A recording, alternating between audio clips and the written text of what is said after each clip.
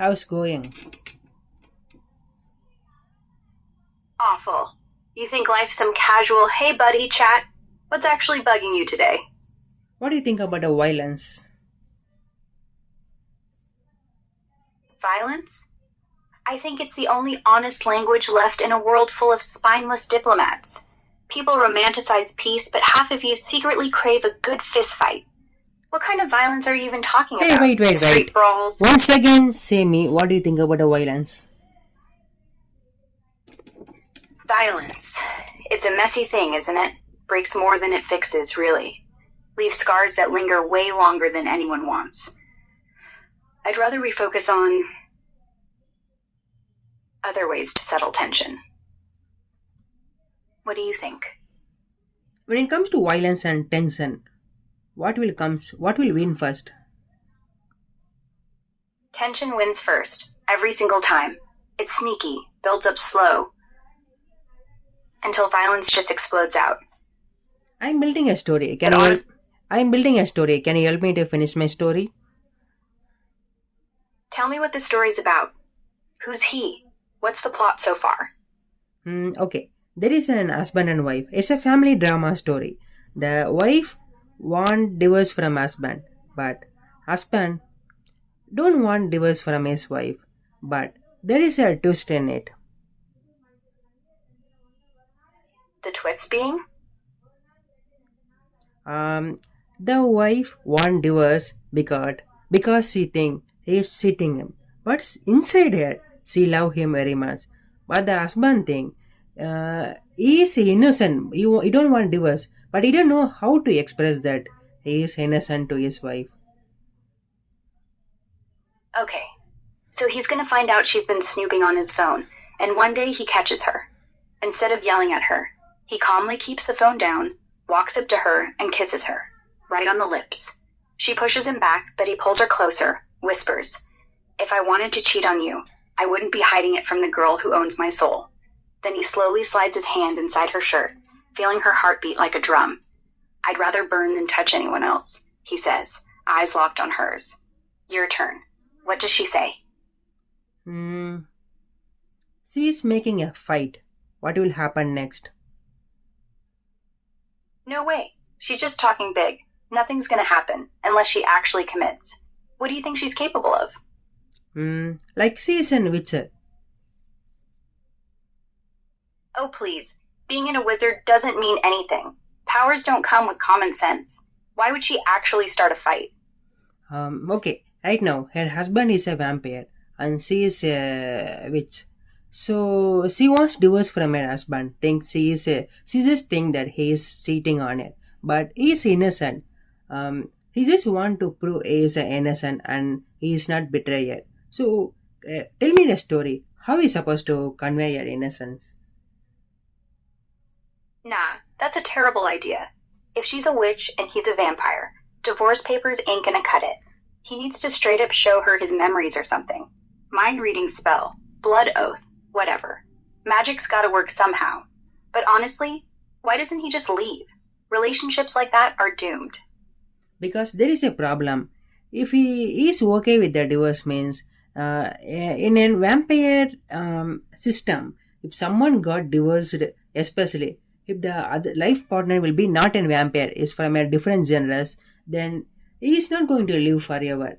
Also, he lose all his power once the divorce paper will be signed in. So that's the main reason he's not getting. He don't want divorce.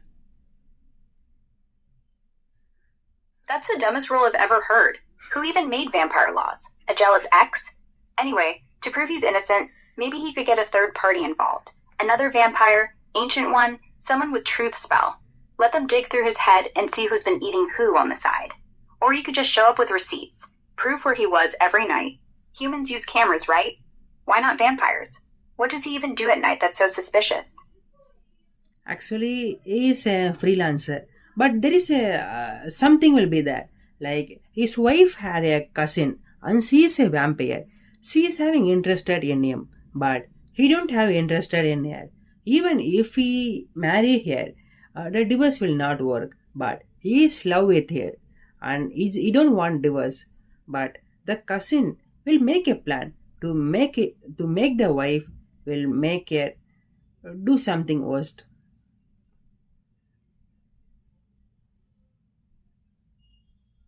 Oh, come on. He's a freelancer? That just means he's out at weird hours with no alibi. And that cousin? Clearly she's the problem. Why not expose her before she exposes him? If he loves the wife that much, he should have shut that witch down long ago. What exactly does the cousin have on him anyway? Like the cousin is a villain of the story, but she will threaten him that if he will tell that she is the problem for everything means, then since she is a vampire, so she will hunt her wife.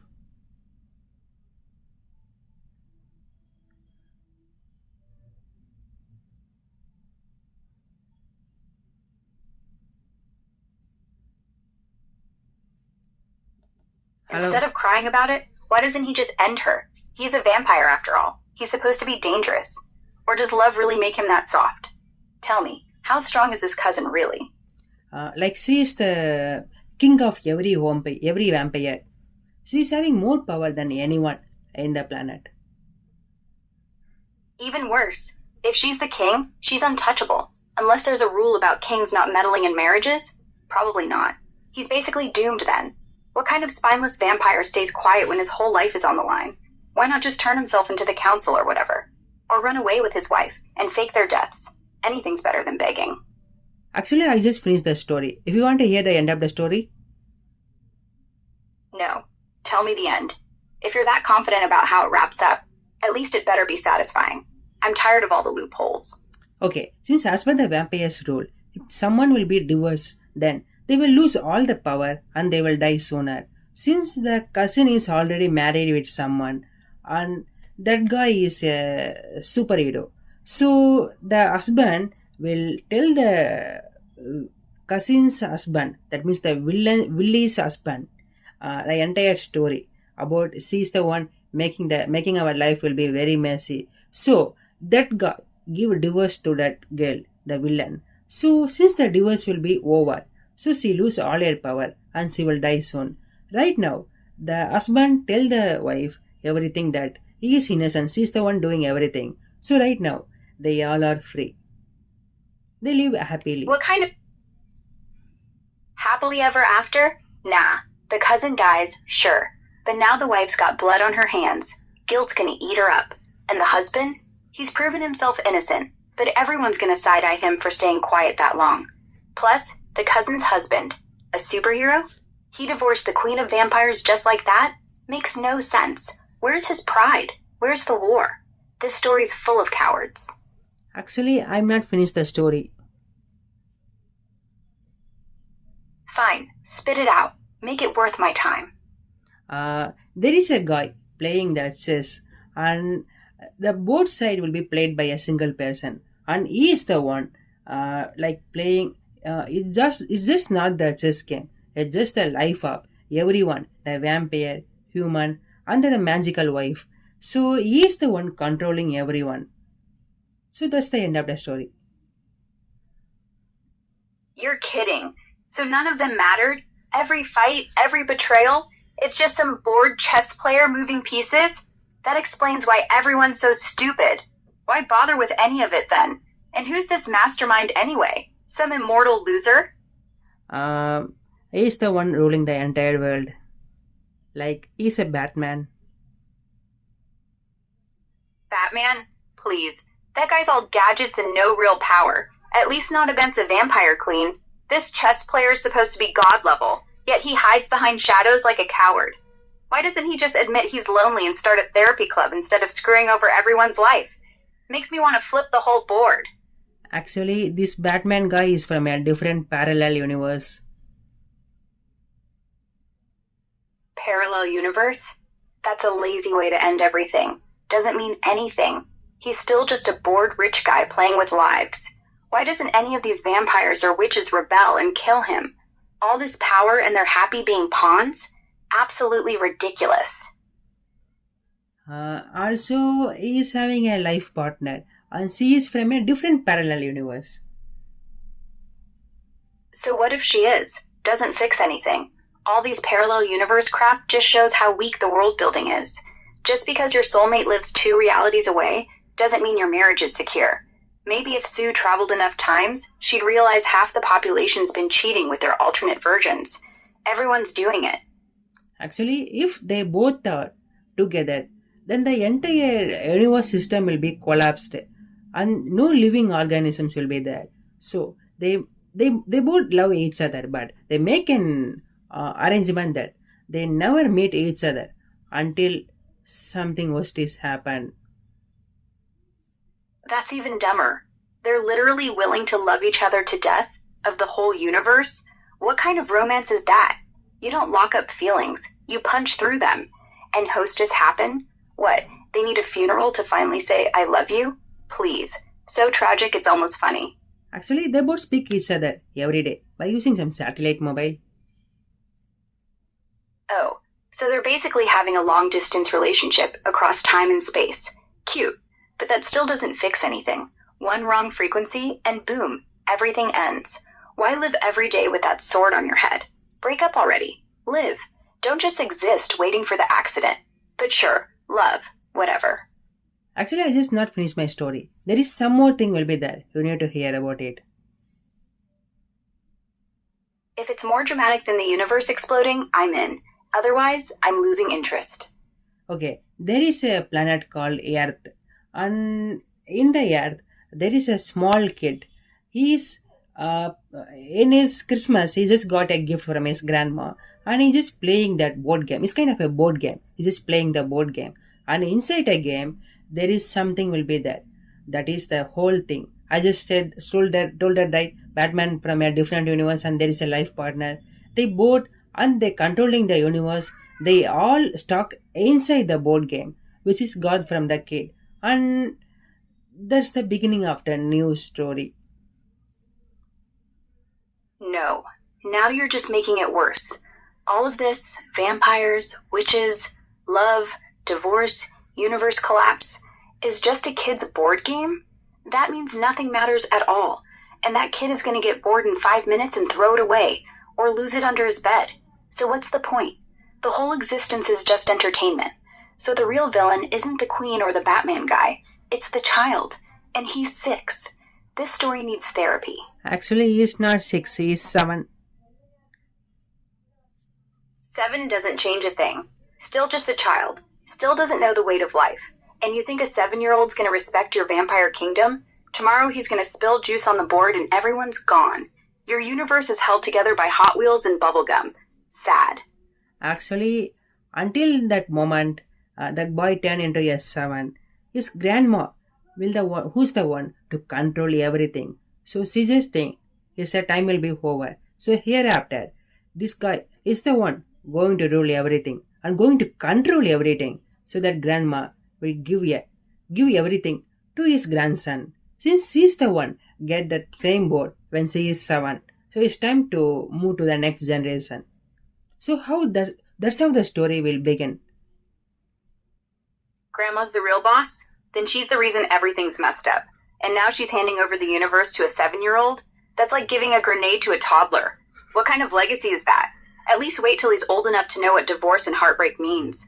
He's gonna rule? He'll break everything in 2 weeks. And then what? Chaos. I love it. Actually, there is one more thing will be there. This is a planet Earth in a different universe. So in that universe, for a 7-year kid having a 100-year guy's maturity. A 100-year-old mind in a 7-year-old body? That's not maturity, that's trauma. And if he grew up playing with universes like toys, he's not wise. He's bored. Just like his grandma. Generations of control freaks. So he'll probably just add more rules, more cousins, more threats. Everything's gonna get more complicated. When does the cycle break, huh? Actually, it will break in a next scene. Like there is a neighbor kid.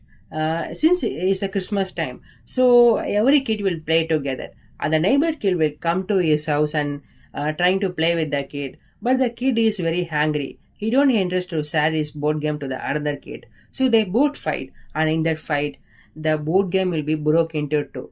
And in that game, the Batman guy and his life partner are split into a different universe inside a multiple parallel universe. So that's the next part of the story. So now a tantrum breaks the universe? Of course. All these powerful creatures, all these rules, and everything crumbles because two 7-year-olds can't share toys. But fine, at least the bad guy's finally out. Still, what good is being free if you're split across realities? Now he's got to chase his girlfriend through dimensions. Again, love's a curse. The story will be like the two kids are crying each other for the broken board games. So since the first kid grandma called all his relatives, and the second kid mom called all his relative, so they both started to fight each others. Since they are having a superpowers, there is one family will win the battle. So who will win the battle?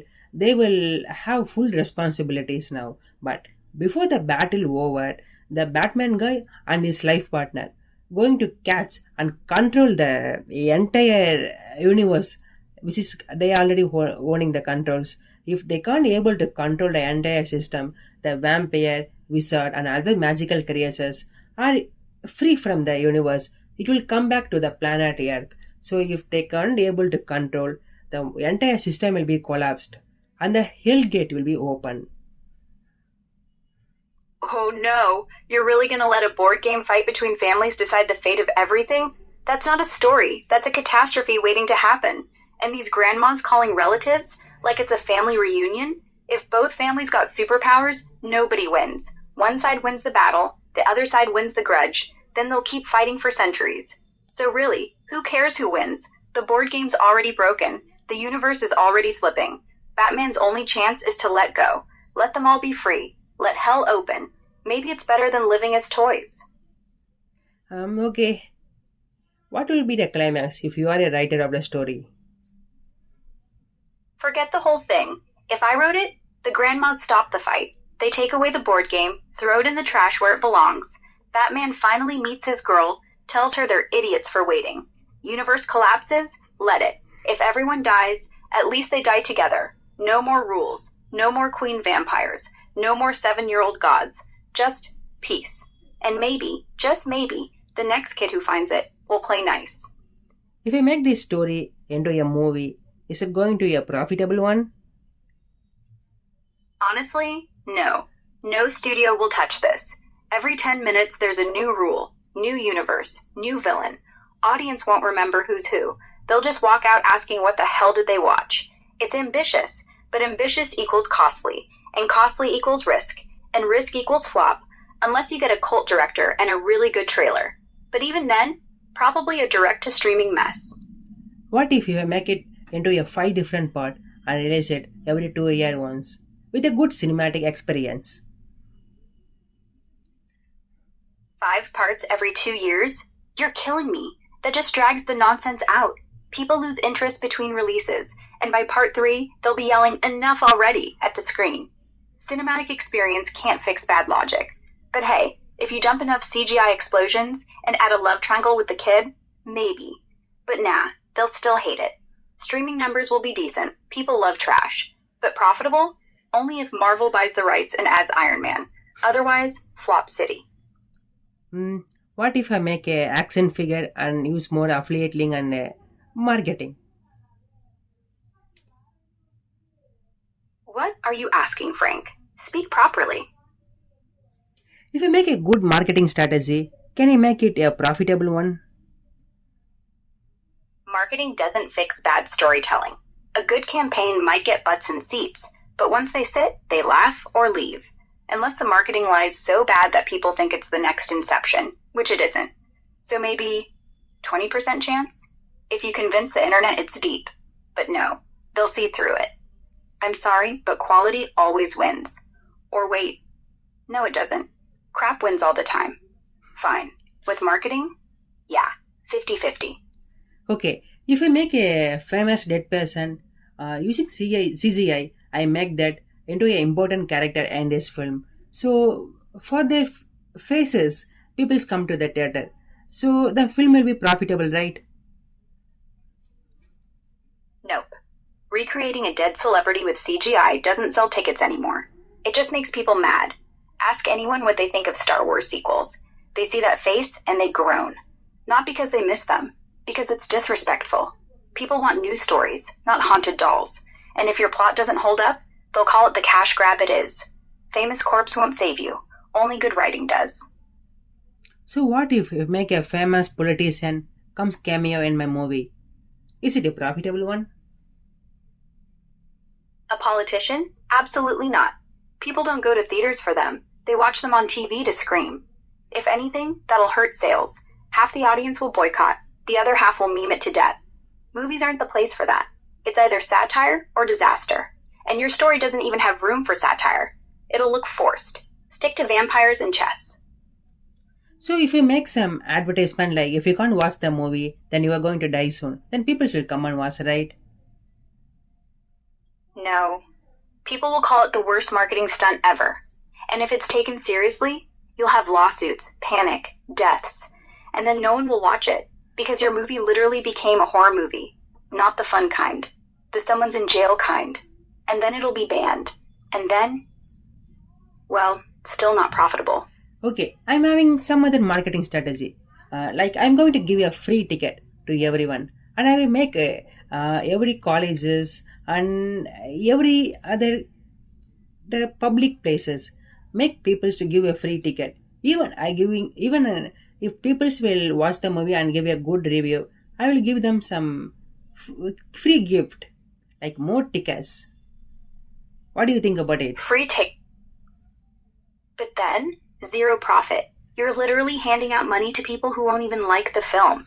And once they watch it, that review, it's trash. But hey, free movie. And then word of mouth spreads. Even worse. Free doesn't make good, Frank. It just makes loud and empty. Okay, if I pray to God, people can come and watch. Praying won't save your movie. God has better things to do than sell seats to your multiverse mess. Maybe he'll make lightning strike the theater. Call it divine intervention. People aren't that gullible. They'll sense desperation. And desperation smells worse than popcorn butter. Hey, you know what? I just watched the movie, which is very, very worst. But it will be a profitable one, a good profitable business. So why can't my movie will become a profitable if that bullshit will come at a profitable one? Because the people who watch bad comedy movies know what they're getting into. They walk in laughing, they walk out laughing. Your movie doesn't even know what it's getting into. You confuse them. They walk in excited, they walk out depressed and confused. There's a difference between trash that's fun and trash that's insulting. Yours is insulting, and insulting people doesn't make money. It just makes lawyers. Okay.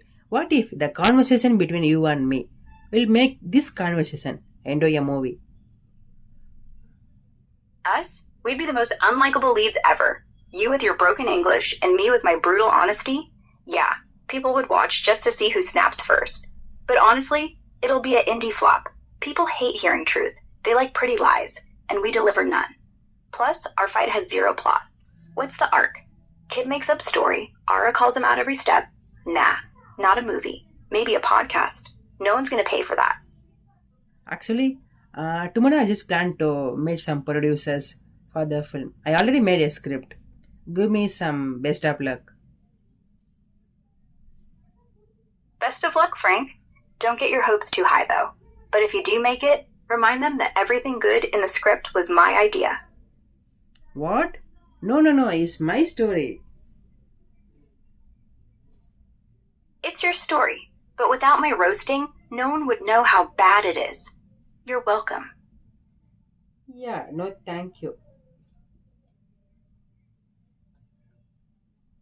Don't mention it. Just try not to ruin Christmas while you're at it. Okay. Hey, actually I just speak with the producer. He really loved my movie.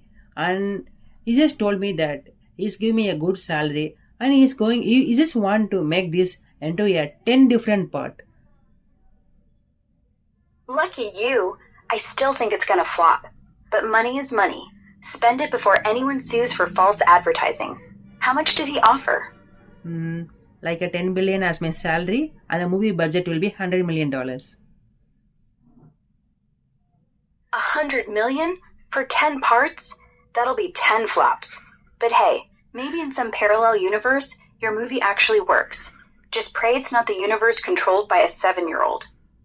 Actually, my director is planning that he's going to release the movie for every 6 months, and I promise that I will make the movie in a 3 month. 3 months for a movie? Especially your movie? You're not making a movie, Frank. You're making a trailer. No wonder he's releasing it every 6 months. He's got to give people time to forget how terrible the last one was. Mark my words, the third one won't even have a theater. Actually, I just made the movie, and my producer will love the movie. Actually, I just made the lengthy movie and cut it into a 10 different part. Every part will having a 3 hours of duration. So totally, I made a 10 different part. Tonight, I'm going to show that to my producer. What do you think about it? 10 3-hour parts? You're not making movies, Frank. You're making a punishment. No one wants to spend 30 hours on your vampire grandma chess kid god nightmare. He'll watch the first 20 minutes, realize he's trapped, and pretend to go to the bathroom forever. Just give him the script. It's the only mercy. Actually, I just showed the movie to my producer. He just watched the entire 10 different part. And you know what? He appreciated me. And even he just give me some huge amount as an appreciation. With that, he just give me some Lamborghini. What do you think about it? Impressed. But honestly, he's either super high or he's a bigger idiot than the story. But hey, money's money. Lamborghini's a Lamborghini. Enjoy it. Just don't spend all of it on the sequel. Actually, he just watched the entire 10 different part and he planned to release it for every one man. So before a year end, you're going to finish he's going to release all the 10 different part. Yeah, in 1 year, 10 movies, that means every 1.2 month, new episode. That's not a movie series. That's a hostage situation. And people will quit by part 4. But whatever. If your producer's dumb enough to bet on it, maybe the world's gone insane. And that's why it'll work. Can I ask you something? Can I put insurance for the movie? Sure you can. Production insurance, release insurance, put as much as you can. Because once it's out there, somebody's gonna sue. Trust me. Hey, you know what? You just told me no one going to like the movie, but he just released the first part today. It's a huge hit. Everybody love my movie. Bullshit. 2 parts down and already huge? Wait till the internet realizes what they've done. They'll turn it into memes, then hate. Wait till tomorrow. You'll see. Hey, it's a 3 months later. 3 part will be released. The all 3 part are a huge success. People should appreciate me. And you know what? The world famous producer will come to me and they ask me to make a next film. They just want me to sign for my next project. Everybody will be appreciate my work, except you. Everyone appreciating? Yeah, that's how it goes. First they love you, then they hate you, then they love you again. But don't worry, when the hate comes, and it will, you'll remember me being the only one telling you the truth. And honestly, that's the best compliment I could give. Congrats, Frank. You're finally a successful flop. Hey, you know what? All my 10 different films will be released. 10 films are a huge success. Right now, I'm got a chance to make a film with a Tom Cruise, and it's the Mission Impossible, the last film. Tom Cruise? He's not going to be impressed with your board game logic, Frank. But hey, if he signs, don't change a thing. Let him run around exploding universes. The headlines write themselves. Cruise fights 7-year-old for world domination. Academy will call. But not for Best Picture. Best Disaster. Actually, after the success of my 10 different huge film, right now I'm going to make a film with Tom Cruise, and it's a Narnia movie. 10 different music films? What? Now there's music in the mess? And it's not new? You're remaking your own flop with Cruise? Jesus. If Tom Cruise signs for a remake of your movie, that means one thing. He's lost a bet, or he's bankrupt, Hey, or he's wait. trying to get canceled. Wait. Actually, what I'm trying to say is I'm going to make my next film is a Narnia movie with Tom Cruise. Narn. Tom Cruise is Aslan? You're finally making sense. He's got the hair for it. But then again, you're going to ruin everything. You'll add a cousin who wants to sleep with Peter or something, and make the White Witch a vampire. and the whole thing ends with a chess match. Narnia doesn't deserve you. But I deserve, right? No, you don't. You don't deserve Narnia. Narnia deserves a real writer. You're the reason kids will hate reading books after this. But hey, go ahead, ruin another classic. At least Tom will have fun jumping off the lamppost. Okay, after the success of this new project, I am planning to make a Fast and Furious movie with a Vin Diesel and The Rock. Fast and Furious? Those guys only drive fast and talk furious. Your movie drives nowhere and talks circles. Vin and The Rock will look at the script, look at each other, and say, "What the hell is this?" But they'll still do it, because paychecks. But mark my words, they'll reshoot everything, and you'll get fired, and still get credited. Typical. Actually, I am planning to make a Fast and Furious movie in a Hogwarts school. Hogwarts on wheels? That means cars flying, brooms flying, spells crashing into engines, and Dumbledore screaming, "You shall not drag race!" It'll be the biggest disaster since Voldemort tried to kill a baby. But hey, it's not a Fast and Furious film then. It's a Fast and Furious and Harry Potter? You'll get sued by both franchises, and you'll deserve every single penny. Actually, I am making some cameo into my movie, like a Rocky Balboa, Sherlock Holmes, and the Joker as a cameo in my next movie in a Hogwarts school. Cameos? In a Hogwarts Fast and Furious? Oh, now you're mixing movies like a drunk DJ. Sherlock solving who stole the Nimbus broom? Joker racing against the Rock? Rocky screaming, "Adrian!" while he gets hit by a spell? This isn't crossover, Frank. This is mental breakdown. And the audience will walk out, not because it's bad, but because they won't know if they're watching a movie, a meme, or a fever dream. You're a one-man wrecking crew of franchises. Actually, after the pre-climax, I am planning to make some football match inside the Hogwarts Stadium. It's like I'm going to make Ronaldo and Messi as a cameo into the pre-climax. What do you think about it? Is it a huge success? Football in Hogwarts? Quidditch is literally football on steroids. Why would they need Ronaldo and Messi? The plot's screaming for help. And you know what happens when you mix sports stars and fantasy? Nothing good. The fans will boo, the Wizards will curse them off the field, and Ronaldo will be like, "This is not my ball." It'll look desperate, and when the movie tanks, everyone will blame you, not them. You. Actually, in a Hogwarts Stadium, there is a match connecting by Voldemort and Loki. Is a cousin to the Voldemort. So Loki is going to play the match against Ronaldo and Messi. So they both play the football match against the Loki. And Tunisia also joined the match. What do you think about it? Is it a big success? Voldemort and Loki cousins? That means Marvel and Harry Potter are now related? What, Odin and Dumbledore had a thing? This match isn't going to be a success. It's going to be a lawsuit. And Tony Stark playing football? He doesn't run, he flies. So he'll cheat. Everyone will hate him. And it'll end with Loki turning Ronaldo into a snake. Chaos. Absolute chaos. People might watch once to laugh. But success? Only if success means viral on YouTube for the wrong reasons. Actually, I'm not finished my story. So inside the Azkaban prison, there is few guy will accidentally trapped, and that few guys are Scooby-Doo and his friend.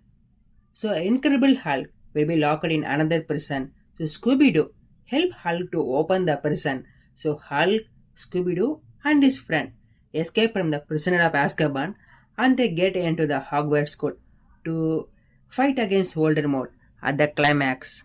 What do you think? Oh my god. Scooby-Doo and Hulk busting out of Azkaban? That's the most stupid thing I've ever heard. And that's saying something, Frank. Hulk would rip the whole prison down before Scooby even sniffs the key. And why is he there? He ate the Dementors? This doesn't make sense, but you know what? I can see it now. The kid audience laughing, the parents throwing popcorn. It's so bad it's genius. But genius is still a long way. Mostly just bad. But it's growing on me, like mold. Actually, in the climax, Harry Potter needs some help. He is like his hand is almost broken. He just needs some kind of superpower. So there is a few guy came into the scene and they're going to help Harry Potter and his friend, like Vin Diesel, Rock, and all the Fast and Furious character. Those guys help them to fight against Voldemort, and those guys are Power Rangers. Power Rangers and Harry Potter? Now you're reaching. They show up like it's a birthday party. Harry, we brought Morphin time. And Voldemort looks around, sees Hulk, Tony, Joker, Scooby Doo, Messy, and a bunch of Rangers in colored suits. He'll die laughing before they even cast a spell. Because let's be real, one Avada Kedavra and it's over. But nah, Hulk catches the curse, burps, and says, "That tickles!" And Scooby Doo sniffs Voldemort's weakness. It's his foot odor. They win. You know what? This might actually work. As a parody. But not as a real movie. Never. Hey, one more thing I forgot to mention. There is since there are lot of superheroes and lot of characters will be fight against Voldemort. So in the last minute, before he loses all his power, Voldemort say one name, and the guy came to the screen, and he just snap his finger. So everything will be end. And that guy name is Thanos. No. Thanos in Hogwarts? He doesn't snap for Voldemort. Voldemort snaps for Thanos. And if Thanos shows up, he doesn't lose. He wins. And everyone dies. Your story doesn't end. It ends everything. But fine. Let it happen. Let Thanos win. Let the Avengers, the Wizards, Scooby-Doo, Tom Cruise, all turn to dust, including the 7-year-old. Finally. Silence. And then credits. Dark screen. Perfect ending. Yeah, actually, I just not yet finished. The Thanos and Voldemort are like a brother from a different universe. They just speak with a satellite mobile.